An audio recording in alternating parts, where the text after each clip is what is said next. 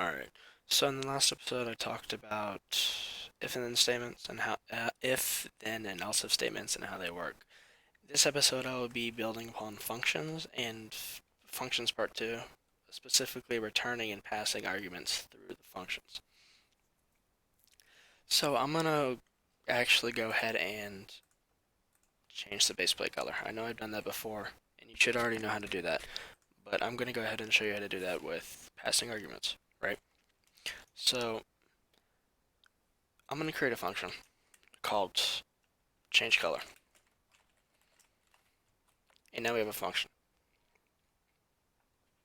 Now, in that function, I'm going to change the base plate. Game.workspace.baseplate.brickcolor equals brickcolor.new black. So now we just set the base plate black. Now, if we run the function, it'll change the color to black, as you can see. Now, you don't always have to actually enter that in. You could just simply go base plate. And then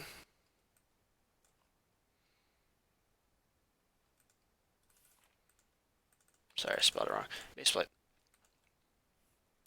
Now if you notice, I'm going to run the function. Let's see what happens. It didn't change the color because it has no idea what base plate is. So you have to pass through something when you call the function. So for instance, I'm going to pass through the base plate. So I'm going to call the change color function to game.workspace.baseplate. And now base plate is base plate right here. And now it'll change colors.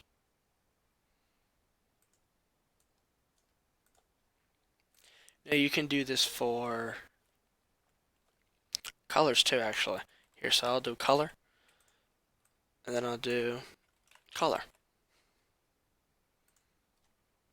And then I'll do brick color.new white, and it'll change it to white.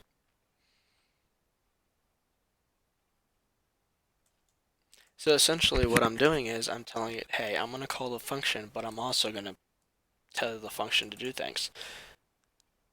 You could also remove this completely and just go brick color, baseplate.brick color. And this would change it to white.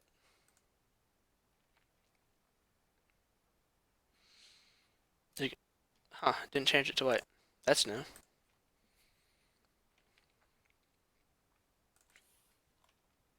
Oh yeah, because the brick colors. Yeah, I forgot. It doesn't work like that.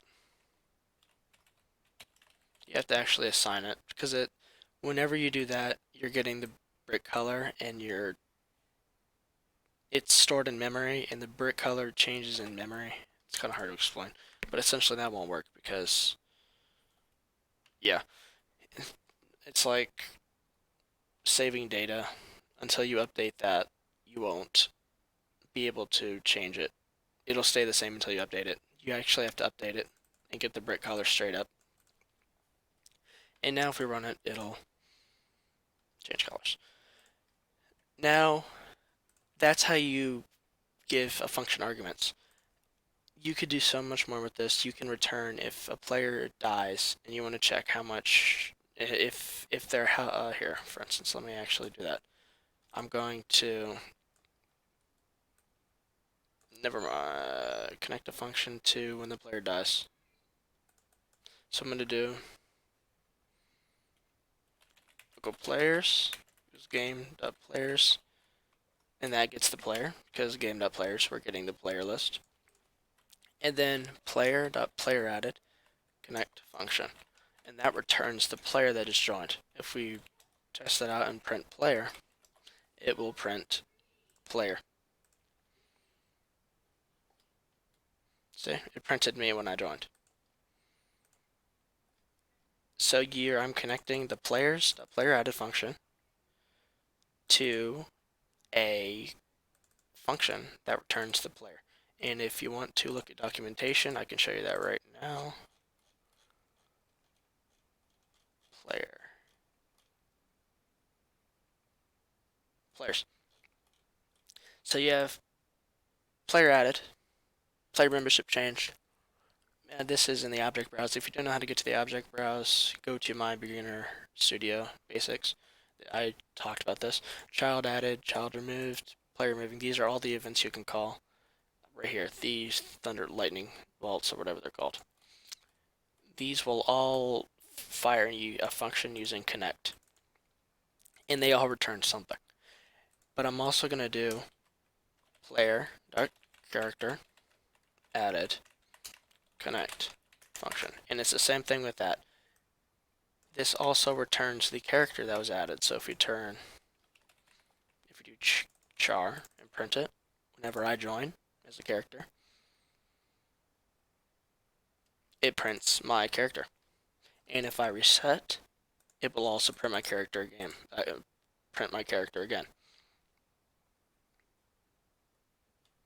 See, it printed my character again. And I'll show you that again. It prints my character again in output. It'll print 3 times.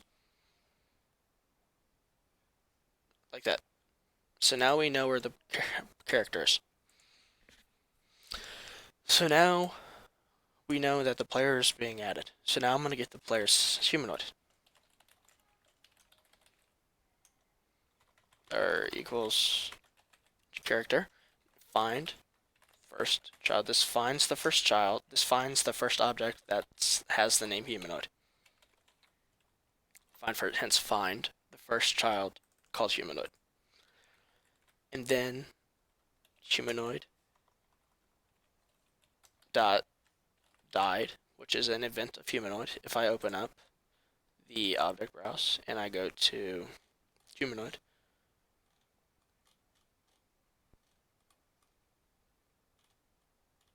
where's humanoid? Humanoid.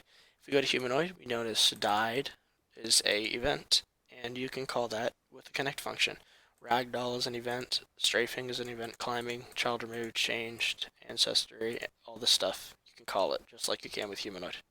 It's essentially like player added, but it does a different thing. Player added fires when a player is added to the game, like when the player joins the game. The character added fires when the character dies and a new character is added, or when the character spawns in. Whenever the character respawns, this fires. Whenever the humanoid dies, this fires. So I'm going to connect this to a function,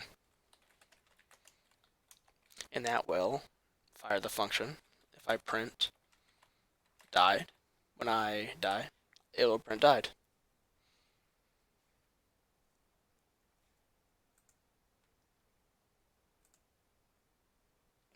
Interesting.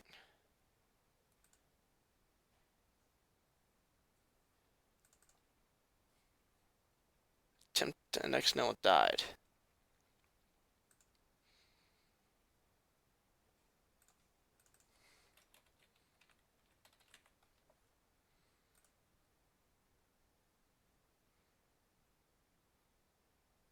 Yeah, I spelled humanoid wrong.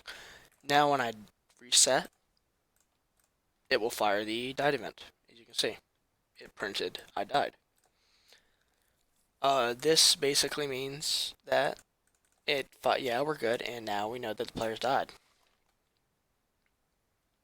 So now I'm going to make a number. The number is going to be called deaths equals 0. I'm setting it to 0 because when the player joins, they obviously don't have deaths. Then I'm going to add by doing deaths equals deaths plus 1. And every time the player dies, it'll add on and print deaths.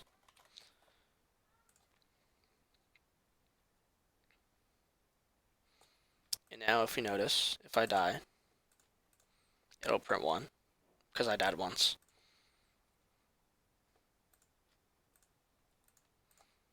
Now, if I die again, I die twice, and so on. Now, you could also call a function. So local deaths equals this local function, like this. I'm going to put a function, local function, like we talked about. If you don't know what this is, go to episode 3 and how to use functions, and go to episode 4 and how to use variables, global, local, and local variables. I explained both of those. local function, died function, and then we're going to feed in deaths like this. Not death number. And then we're going to call the function died function and put deaths here. And then we're going to do the same thing we did in here, like this. Deaths plus deaths equals death plus 1. But you're saying, hey, it's red. Why isn't it working? Well, you have to put it here too. Now, if we print deaths,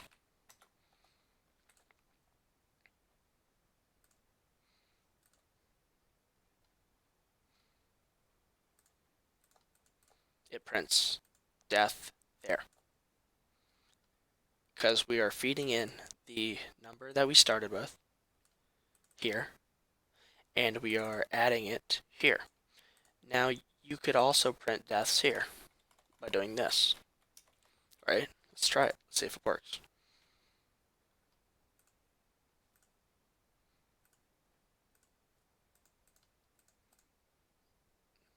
Okay, 1, that's a little strange. Let's try again. It's still 0. Let's try again. Maybe it's just a little bug. Yeah, no, it's 3. So the reason that's not happening is because it's getting this number. It's not getting this number. Now, in order to get that number, you actually have to do this. Return deaths. And now if we put this here, and we go like that, then it'll work.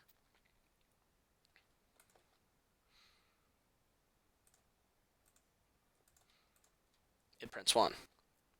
Now if I die again, it prints 2. Ooh.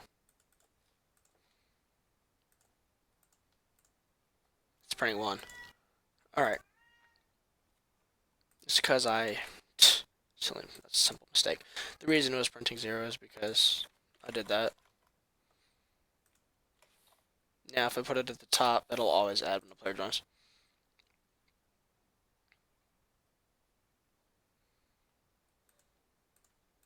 One.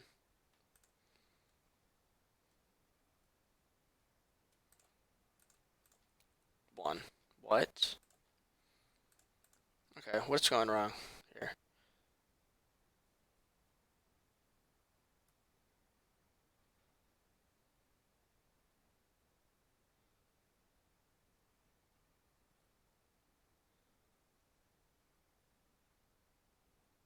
Huh, interesting.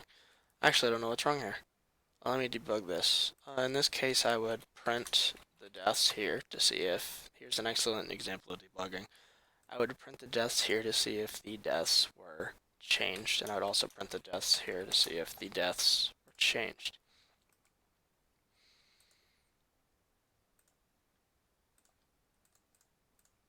Okay, so 1, 1, 1. Okay, so that's 0. That's obviously going to be 0. That's 1, okay. And then we're going to reset again. Okay, so it's not adding like it should. What if I do it here?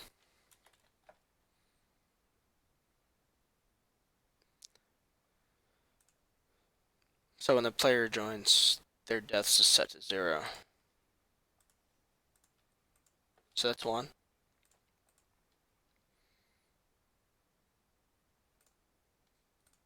It's still 1.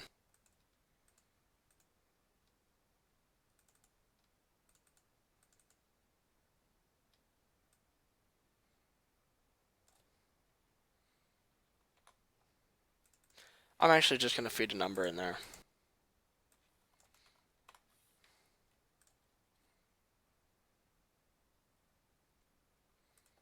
See what happens. Okay, so it's 1.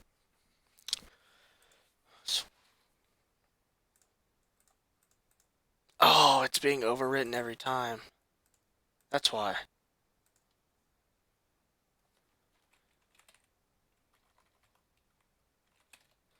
Okay, I know. It's because it's getting the deaths and it's not actually adding the deaths, if that makes sense. So to fix that, what you need to do is set this to deaths. So deaths equal this. It's a little confusing, but it works. So when we're doing this, we assign deaths, right? And now we know that, hey, deaths is equal to this, 0. Now deaths is equal to the function that we're firing.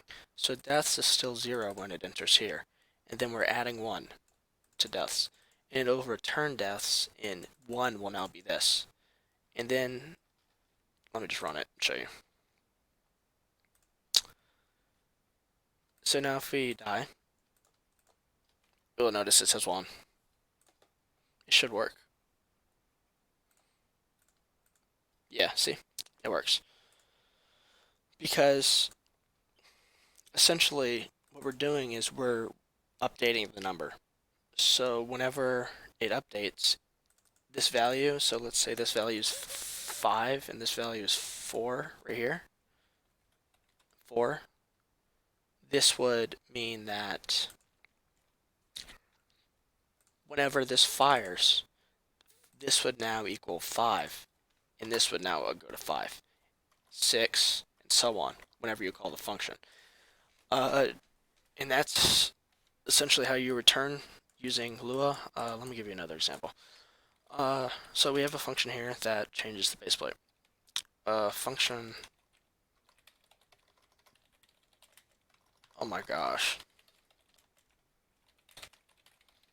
So we're going to change the base plate. So we know how to give it arguments. So we're going to do game.workspace.baseplate is the first one. And the color, brickcolor.new green. So we're going to do baseplate and color. Now I'm also going to do another function. This one's going to be called check color. I'm going to do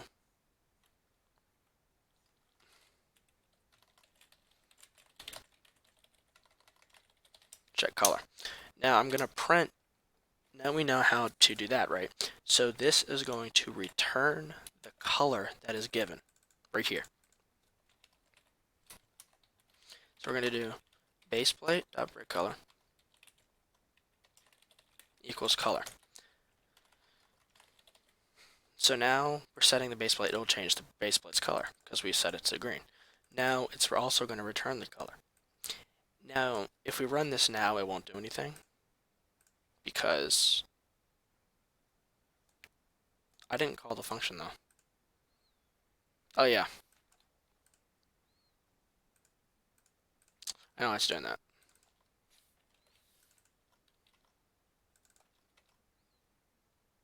It's because I'm calling the function here. That makes sense. Yeah, so I'm calling the function here. I'm not actually going to call the function here. I'm actually going to call it here. So we notice we're going to do that. Now we're going to print color. Now if we run it, it's not going to work because we're not calling the function here. That's calling the function. So we're going to have to call change color. And if you notice, it will print sage green, the value that it's returning. We're also going to change it to blue. It also prints blue. And now it prints blue because we're returning the color. We could also return the base plate.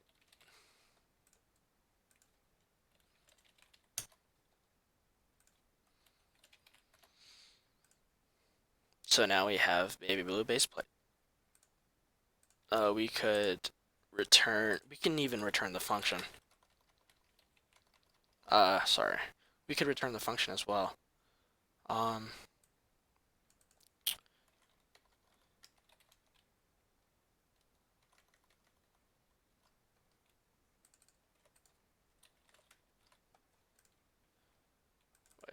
is this gonna error? I don't think it's gonna error.